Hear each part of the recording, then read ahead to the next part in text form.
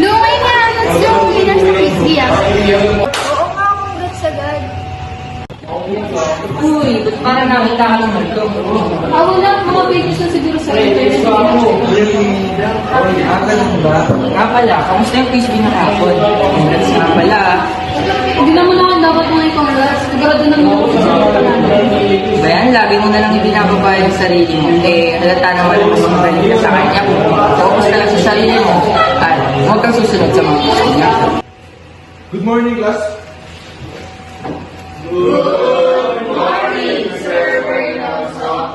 Okay, you may sit down. Today, before we start our lesson, I would like to announce and congratulate the winner for the quiz bee that conducted yesterday. Congratulations, CJ, for winning the first place.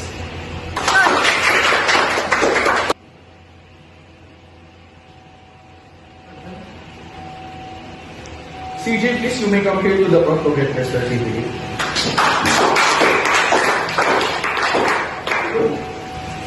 And also, Lou, congratulations for getting the second place.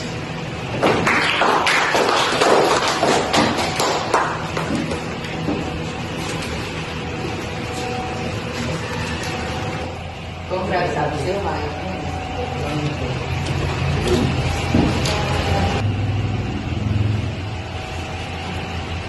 Magaling ka pa sa akin? No. Talaga? Bakit hindi mo ako pinapansin? Dahil ba ito sa Frisbee? Hindi ko rin naman sinasadya yun. Hindi ko rin naman na-expect. Pero, why you expect me, CJ? Akala ko ba kilala mo ako? Pinaghirapan ko ang contest na ito ay nang-lead that award at hindi mo naintindihan yon. At ako, Lu, hindi ko rin ba ito pinaghirapan? Hindi ko rin ba deserve yung award na yan? Bakit ganun? Pag ikaw naman yung nakakakuha ng achievements, nagiging masaya naman ako para sa'yo ah. Pero bakit ikaw parang ang hirap-hirap sa'yo maging masaya para sa akin?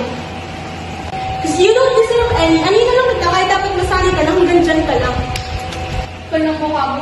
All my life, I've been true to you. Lagi kitang inuuna, pero parang parinig ko sa'yo to. Siguro nga tama sila eh. Baka masyado akong nagpapakontrol sa'yo, kaya hindi ko napapatunayan yung sarili ko. I hate you. From now on, I won't listen to your words again.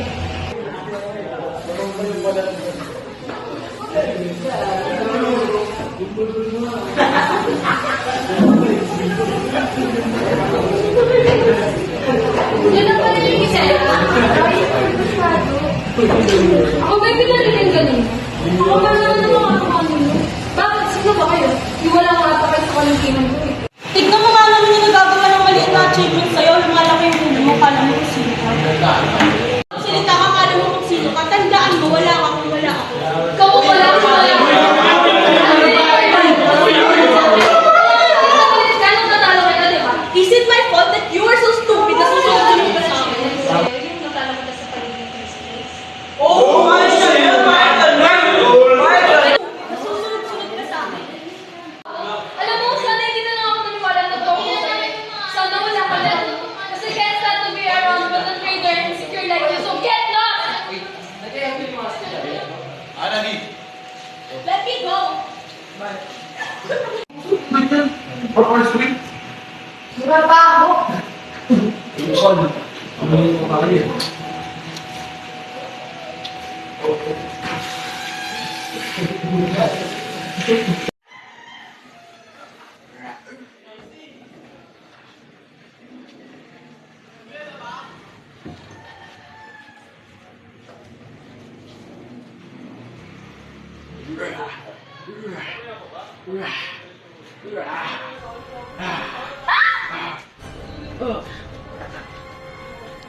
Ang lapit.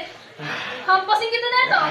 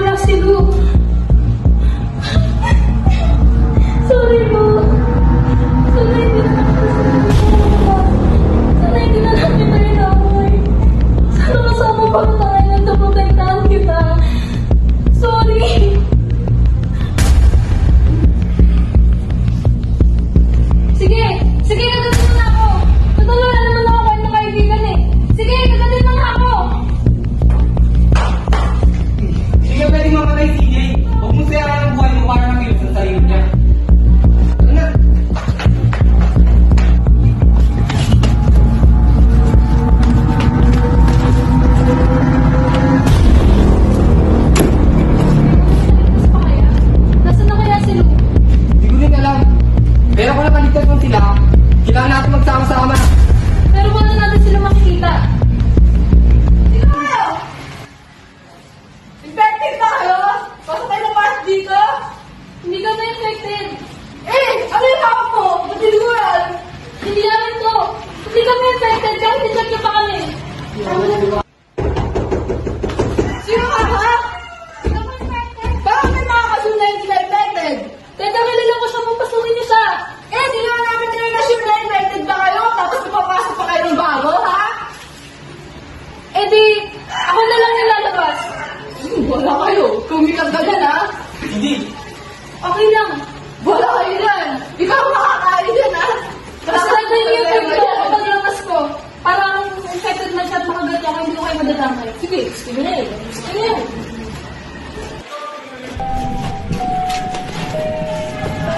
Johan! Johan!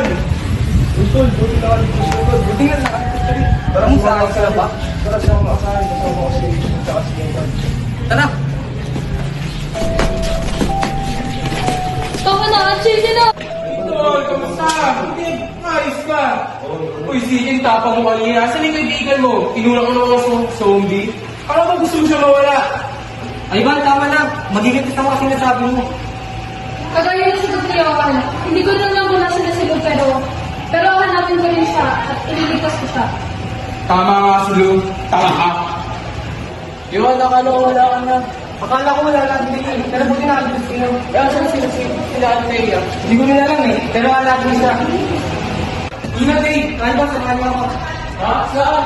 Yung may zombie sa labas. Yung naman yung lumang na to. Kahit kailangan ka talaga eh, no? Ilan naman mo yung dalawa eh. Saan ba yung Johan? Kasama ako sa'yo.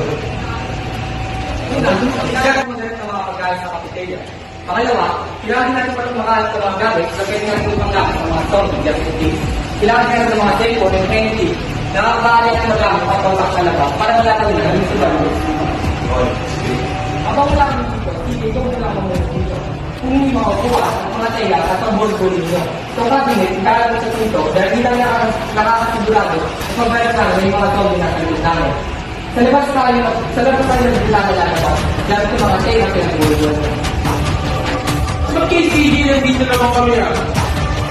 Ito man ako, kaya natin ito mawala ng nangyari.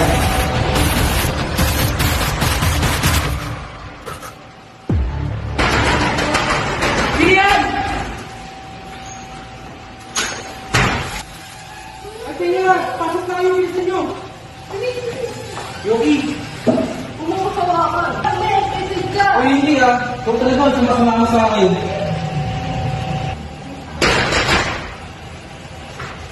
Ay, sino ka yan? Antia! Talaga kita kinahanap, buti na nag-judge ka. Okay na ako. Ano ba yan?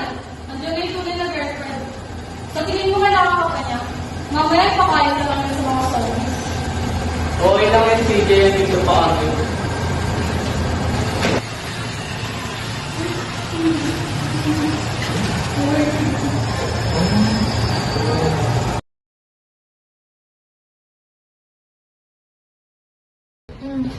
The moment na nakita ko siya, itinili at nag-aalala sa'yo. Alam ko gaano ka niya pinapahalagahan. Posible. Nakita ko kung gaano siya magpahalaga sa'yo. Ginagawa niya lahat ng ito dahil gusto ka nang mahanap at maprotect siya. Siguro dahil gusto niya makapagbalikan sa'yo. Siguro mahal niya pa ako. Pero alam kong espesyal ka at pagprotektahan ka niya kahit ano man mangyari. Maniwala ka sa akin.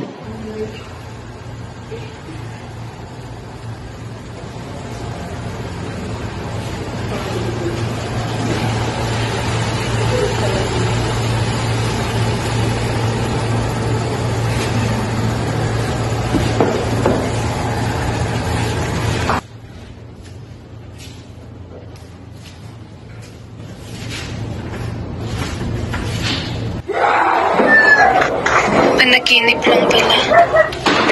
Pakiramdam ko totoo ang lahat. Buong panaginip ko ay detalyado pa sa isip ko. Damang-dama ko ang pagat ng pinagdaanan ko ron. Parang isang bangungot. Pero buti na lang hindi. Buti at nandito ako ngayon at may pagkakataong simula ng araw ko. Pero, tapos na nga ba? Tapos na nga ba pagkagising ko ang lahat? O baka magsisimula pa lang dito ang bangungot ko?